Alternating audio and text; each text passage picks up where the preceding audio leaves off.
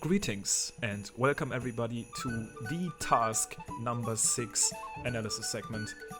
We are in Snow Kingdom and we had a pretty interesting task again with lots of options since the start was a little bit variable. But I'm joined by Smallland as always to talk to us about what made him come up with this task, and we are also obviously gonna watch over the top 4 runs and kind of analyze them a little bit for you guys. But what's up, Smallland, first? How are you? Hi there, I'm good. And the usual question, back in Snow, what made you think of this task?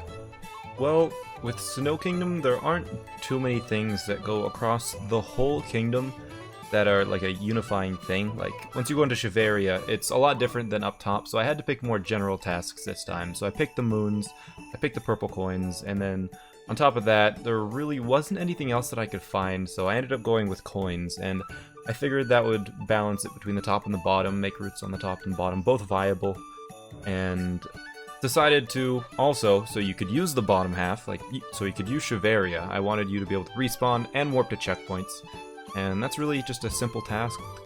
Yeah, and I think what made this one really interesting was obviously also the choice between warping and respawning, because having both available to you kind of adds very, very many options when it actually comes to finding the fastest route. So even though we have pretty much the same route back here at the top spot, that absolutely doesn't mean that this route was easy to find initially, because there's been so many options, so many moon pipes, loading zones. You could technically even do stuff inside of Shiveria, outside of it, warping, respawning. So initially coming up with a route when I was going through Snow Kingdom, kind of thinking about the task, was definitely very interesting and very broad. There were many options that could potentially be considered.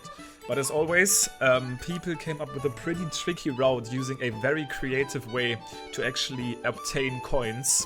And let's look at the top 4 we have here. Back at the number 1 spot, it's Miles Pro, dominating the season a little bit so far. I'm not sure if he's if you can still take his throne. I'm pretty sure you would be able to, depending on how well he does in the future tasks, but he's been doing phenomenally, and once again makes the cut here with a little bit more optimal movement, since we do see pretty similar approaches from all of the 4. The one thing though that sticks out, and actually I'm not 100% sure if that's how he did it, but Samurott spawns at a very, very interesting portion of the kingdom. What I'm assuming this could be is basically directly after spawning from Bound Ball. Maybe there's like another instance where you spawn at this specific point from the Odyssey. Maybe like after you reload, that might actually be true. I think after you reload, this would be where the game sets you, like the spot it sets you in. Very interesting spot that kind of makes this route also work just as well. But we do see Miles made it possible to win here with the warp. But interesting to see the same route but with different starting strats here at the top 4. Yeah.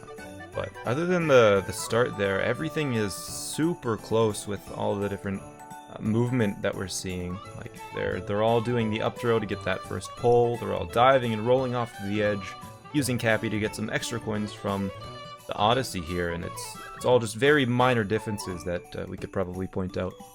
Yeah, so basically what was asked of you in this task is obviously to get 5 coins. You were not allowed to get these 5 coins from either the pile of coins that are next to you when you respawn and take damage at something, and you also can just collect a grey moon to get the 5 coins. But what you were able to do is, after you collect 3 purple coins, a 4th purple coin actually gives you 2 coins, kind of similar to what most people did in the last task of the last season, and that kind of made it possible here to take a very clean line, because these runners get 4 purple coins, so they get their 3 purple coin goal done, and then they take the last one to gain 2 extra coins. And the other 3 coins, they pick up 1 from that pole, that flag pole, and the other 2 from these 2 exhaustion pipes, basically. Cappy gets stuck there as it's returning to Mario from that up for very clever routing, super quick line. Cappy does most of the work here. Kind of reminds me also to the cap task in last season. That was kind of a task where we made use of similar mechanics for these top times.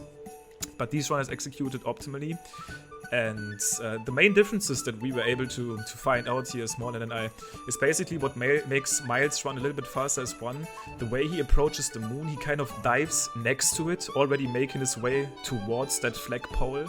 We see, for example, for Zenrave, he kind of touches the moon on the back, but Miles turns around and then dives into the direction of this next objective. That's a good difference. He also does a single jump in the start, which is in most cases actually faster than a spin pound here if you get it at the first frame. A spin pound takes some setup frames, basically, for spinning and then also doing the ground pound animation.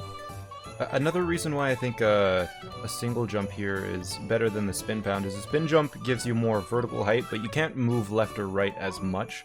Where with a regular jump, you can move forwards a little bit further, and it probably saves some time over the spin jump, the ground pound jump.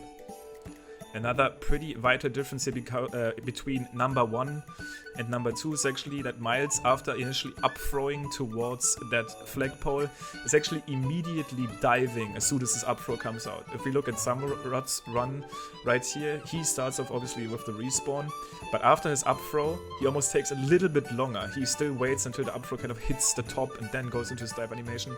Miles cuts that corner a little bit better. The difference between those two is almost marginal, but still enough for Miles to take the win, and something like that in the end will matter enough. And if we look number 3 and number 4, we see two different versions of actually getting these last purple coins. And Wraith goes for the spin throw, which might have not been optimal in this case because he didn't really need the distance from the spin throw, and actually getting the spin throw out might take him a little bit more time. The distance there was not needed. A direct throw, a down throw that Miles did might have been better. Also, once again, Zenwave does the spin pun at the start, maybe losing some time there and doesn't maybe grab the moon at the best spot. But this is once again a super close one. Also, Inner City Gaming waits quite a long time after his initial up throw to dive. And these little differences made the cut here between the first and the fourth runner. Super small differences that made for really small time differences, but it's the difference between first and fourth is half a second. But extremely clever routing here. Abusing this little invisible coin spawning machine, aka the Odyssey, that kind of rewards you off of throwing Cappy at specific parts of it. And the moon shining on high is the official name of this one. Very interesting moon that gets revealed whenever you hit the moon cube. Also in a very nice spot for you to kind of pick up along the way, make your way over to those purple coins on the ground. And once again, Smarnet, I feel like I've been saying this the entire season, and we've been talking about this before, always especially falling. you in a very early video. Always falling. That's what I was going to point out, falling.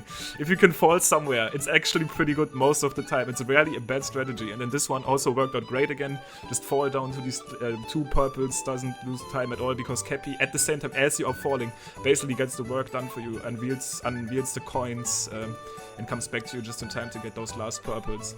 But once again, paying off for these runners. And that's task number 6 in Snow Kingdom. Only 2 tasks to go before we end Season 3 here. But I can't wait. I'm definitely excited to maybe try task 7 or 8 on my own again. But at least 8. Anyways, for now, we should probably all look at task number 7 first to see what this is all about. Here's task 7 in Cascade Kingdom.